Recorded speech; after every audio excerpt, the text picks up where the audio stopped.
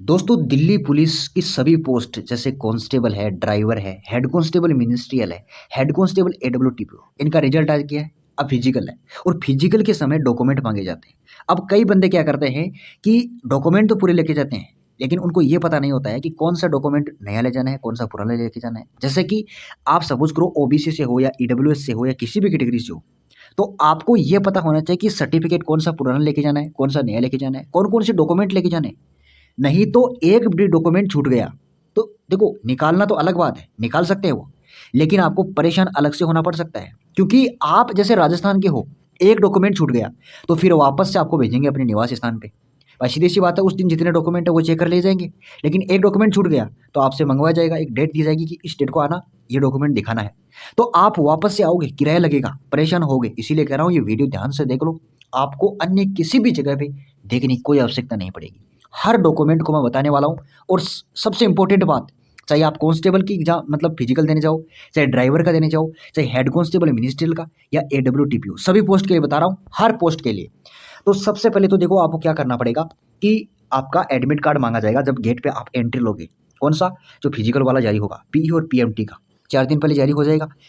उसके बाद आपसे आधार कार्ड मांगा जाएगा और आपकी पासपोर्ट फ़ोटो साइज़। अब फ़ोटो तो मैं आपको बता देता हूँ कि हमारे तो यहाँ पे ऐसा होता है कि अगर आप मतलब ₹50 में 32 फ़ोटो बना के देते हैं। अगर उनको 1 सप्ताह टाइम देते हो, तो 32 फ़ोटो बना के देते हैं ₹50 में। तो मैं कहता हूँ कि अभी आप फ़ोटो बना लीजिए। ₹50 में आपको कितनी फ़ोटो बना देगा? 32 फ़ोटो बना देगा। अदरवाइज़ इमरजेंसी में ₹50 में मात्र 8 फ़ोटो ही मिलेगी।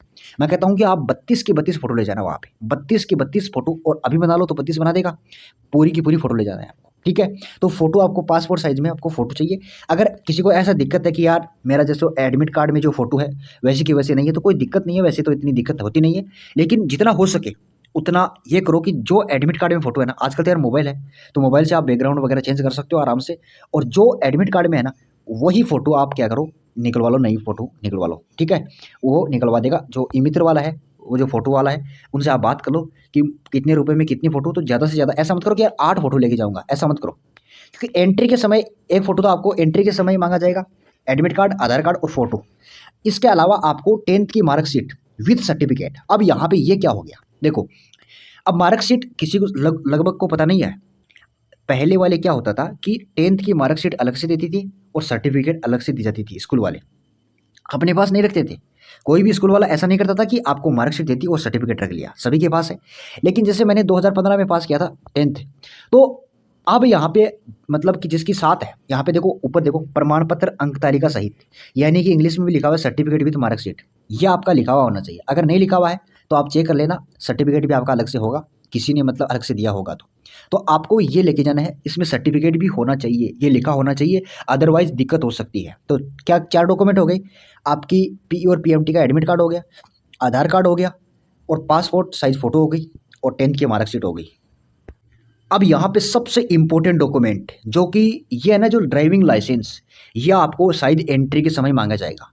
अब देखो हेड कांस्टेबल है ना, एक तो मिनिस्ट्रियल और एडब्ल्यूटीपीओ, इसमें तो नहीं मांगा जाएगा, ठीक है तो लेके जाना है, नहीं मांगा नहीं जाता है, इसमें तो आप छोड़ दो, परेशान मत हो। ड्राइवर वाले में हेवी का होना चाहिए आपके पास लाइसेंस। कैसा होना चाहिए? हेवी का होना चाहिए। जबकि कांस्टेबल एग्जीक्यूटिव में सिर्फ मेल को ले जाना है, वो लाइट का हो सकता है, बाइक और कार दोनों का, मतलब दोनों इसमें होंगे। भाई लाइट का अगर बनाओगे तो कार और बाइक दोनों का बनेगा, ऐसा तो हो नहीं सकता शायद बाइक का अकेले का हो।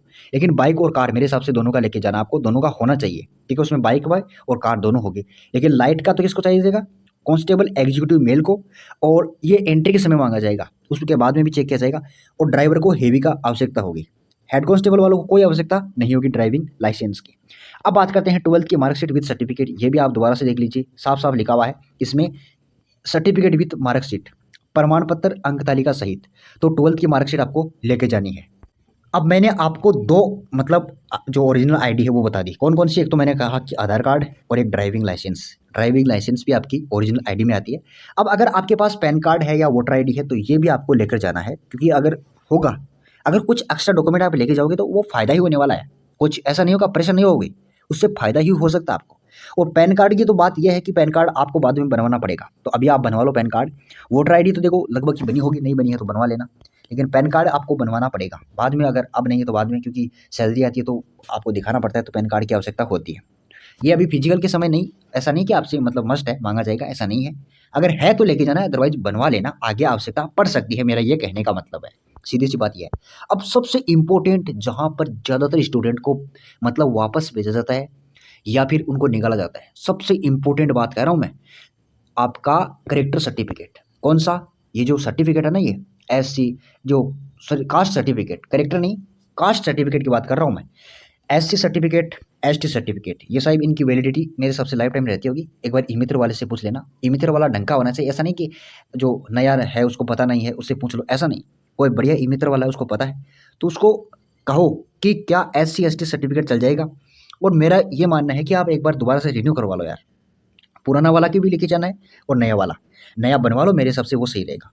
ओबीसी का एक तो ये है ना, सारे के सारे सर्टिफिकेट सेंट्रल फॉर्मेट में होने चाहिए, सेंट्रल वाला इंग्लिश में होगा, हिंदी वाला स्टेट वाला मत लेके जाना, मैं पहले कह रहा हूँ स्टेट वाला मत लेके जाना, अभी टाइम है आपके पास, सेंट्रल वाला बनवा लो, अभी बनवा लो चाहिए, ठीक है ना। इंग्लिश का होगा, आपको क्या करना है कि आप जो पुराना वाला सेंटर वाला है ना वो दे दो और आपको मतलब ई मित्र वाला ऑटोमेटिक बना देगा, ये है सीधी सी बात। तो एक तो सेंट्रल फॉर्मेट में ओबीसी का आवश्यकता है, नया बनवा लो, सभी नया बनवा लो। ईडब्ल्यूएस वाले है ना, ये आपको 1 अप्रैल 2025 के बाद, यानी कि जब आपने फॉर्म लगाया था ना, वो आवश्यकता है, वो आपको लेके जाना है, पुराना वाला भी लेके जाना है और एक बार नया भी बनवा लेना। मैं सर्टिफिकेट के लिए फिर से बोल रहा हूँ, बहुत से स्टूडेंट परेशान होते हैं भाई। अभी तो आपका एक सर्टिफिकेट बनाने में शायद 100-200 रुपये लगेंगे, लेकिन बाद में परेशान हो गया आप, राजस्थान से जैसे हो दिल्ली जाओगे, वापस भेजेंगे, डेट देंगे, परेशान हो गए, दोबारा से बनवाना पड़ेगा। फिर तहसीलदार छुट्टी पे चला गया तो फिर और दिक्कत हो सकती है। इसीलिए कह रहा हूँ ये सारे के सारे डॉक्यूमेंट ये देखो ध्यान से, मैंने तो खुद ने भुगता इसलिए बता रहा हूँ, आपको पुराने वाले भी लेके जाने हैं सर्टिफिकेट सेंटर के, और प्लस नए बनवा लेना। क्या कह रहा हूँ, नए बनवा लेना। ई मित्र वाले को कह देना कि मैं ओबीसी से नॉन क्रीमिलियर में हूँ, क्रीमिलियर में हूँ, साफ साफ बता देना। वो अगर ई मित्र वाला सही है, उसको एक्सपीरियंस है, तो वो आराम से आपको बता देगा कि मेरा दिल्ली पुलिस का फिजिकल है, किसका है, आप पूरी इसको डिटेल बताओ, इस कैटेगरी से हूँ तो मेरा ये पुराना है, मुझे नया भी बनवाना है, आप आराम से बताओ, और पुराना वाला नया वाला दोनों लेके जाना है। अदरवाइज और आपकी मर्जी है, अगर परेशान होना चाहते हो तो कोई दिक्कत नहीं है। अब आपको एक जो ये एक्स सर्विसमैन वाले हैं उनको सर्टिफिकेट की आवश्यकता होगी, जैसे डिस्चार्ज सर्टिफिकेट है, या मतलब कैसे पता चलेगा उनको कि आप एक्स सर्विसमैन हो या नहीं हो, तो उसका कोई प्रूफ होना चाहिए ना, तो वो लेके जाना है। एनओसी यदि अगर कोई सरकारी कर्मचारी है, मतलब कोई अन्य सरकारी, अगर आप गवर्नमेंट जॉब में हो, तो आपको अगर आप इसमें आना चाहते हो तो आपको एनओसी की आवश्यकता होगी। एनओसी का मतलब नो ऑब्जेक्शन सर्टिफिकेट, वो आपको आवश्यकता वहाँ पे दिखाना पड़ेगा। इसके अलावा एज रिलैक्सेशन अगर संबंधी चाहते हो प्रमाण पत्र तो होना चाहिए, जैसे कि आपको पता होगा ओबीसी वालों को छूट मिलती है आयु में, मतलब एज में, तो वो प्रमाण पत्र भी होना चाहिए कि मैं ओबीसी से हूँ, तो उनको वो प्रमाण पत्र आपको बनवाना है, ठीक है ना। अगर आपके पास सपोज करना ओबीसी का सर्टिफिकेट है तो वो प्रमाण पत्र ही हो गया एक तरीके से, भाई आपको छूट मिल जाएगी। अदरवाइज अगर आपके पास वो प्रमाण पत्र नहीं है तो फिर आपको छूट नहीं मिलेगी, फिर आपको जनरल में काउंट किया जाएगा, आपको निकाला नहीं जाएगा, आपको जनरल कैटेगरी में काउंट किया जाएगा, फिर आपकी कट ऑफ ज़्यादा जाएगी तो हो सकता है आपका नंबर ना आए, ये आपको मतलब प्रॉब्लम हो सकती है। या फिर आप ऐसा कहोगे कि सर मैं आपको 2 दिन बाद में मतलब वहाँ पे जाऊँगा और वापस से ला दूँगा, तो फिर आप परेशान होगे, इसीलिए कह रहा हूँ ये बनवा लो अभी। इसके अलावा जिसके पास मतलब अगर बोनस सर्टिफिकेट की आवश्यकता, जैसे अगर मतलब लिखा होगा नोटिफिकेशन में किस किस को बोनस मिल सकता है, जैसे एक तो एनसीसी वाले ए टाइप का, बी टाइप का, सी टाइप का सर्टिफिकेट है, तो वो लेके जाना है। इसके अलावा अगर कोई स्पोर्ट कैटेगरी में है, मतलब खेल से संबंधित जिसके पास सर्टिफिकेट है, तो उसको भी ना आपको पता है बोनस मिलते हैं, है ना। एक कोई और अदर मतलब सर्टिफिकेट है जिससे आपको बोनस मिल सकते हैं, तो वो सारे के सारे सर्टिफिकेट की पोटली बांध लो और आपको लेके जाना है साथ में, ठीक है। उनको आचार नहीं डालना है, उनको पेटी में बंद बंद करना, इनको लेके जाना है। इसके अलावा मूल निवास प्रमाण पत्र बनवा लेना, वैसे तो सही नहीं मांगेंगे, लेकिन मूल निवास प्रमाण पत्र आपको लेके जाना है, अभी बनवा लेना। अब यहाँ पे कई स्टूडेंट्स को सवाल होता है कि एफिडेविट की कब बनवाना है।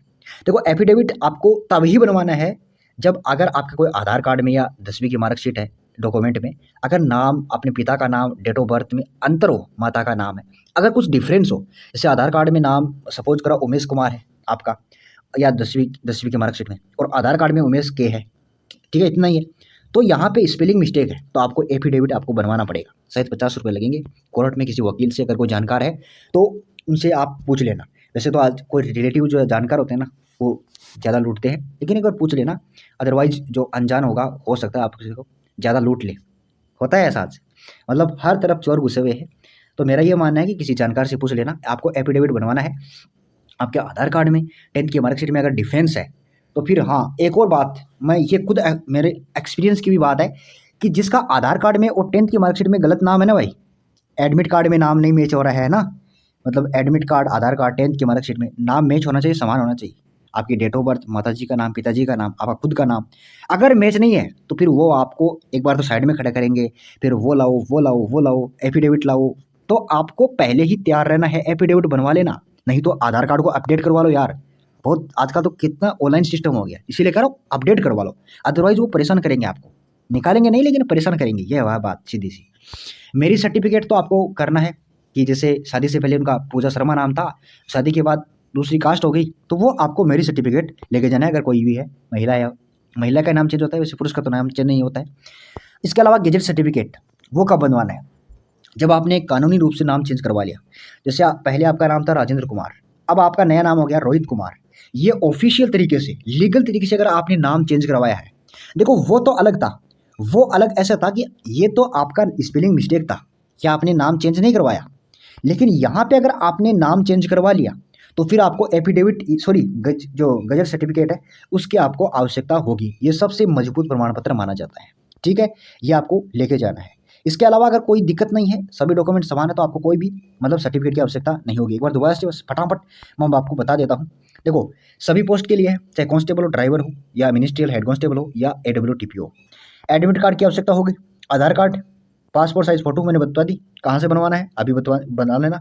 50 रुपये में आपको 32 फोटो आपके साइज बना देंगे। नहीं, 10वीं की marksheet with certificate. Driving licence constable के लिए सिर्फ मेल के लिए लाइट का चल जाएगा, और ड्राइवर के लिए आपका हेवी का। हेड कांस्टेबल वालों को कोई आवश्यकता नहीं है। 12वीं की मार्कशीट विथ सर्टिफिकेट। इसके अलावा अगर पैन कार्ड, वोटर ID है तो लेके चले जाना है। एक ये जो करेक्टर सर्टिफिकेट है ये बनवा लेना भाई। करेक्टर सर्टिफिकेट ई मित्र वाला बना देगा, शायद इतने 50 रुपये लेगा। करेक्टर सर्टिफिकेट अलग होता है, कास्ट सर्टिफिकेट अलग होता है, करेक्टर चरित्र प्रमाण पत्र वो अलग होता है। बनवा लेना, क्या पता मतलब हो जाए, पता वहाँ पे डिमांड कर ले। अगर आपके पास होगा तो आपको बेनिफिट ही होने वाला है, ठीक है ना, आपको मतलब चिंता की कोई आवश्यकता नहीं होगी वहाँ पे।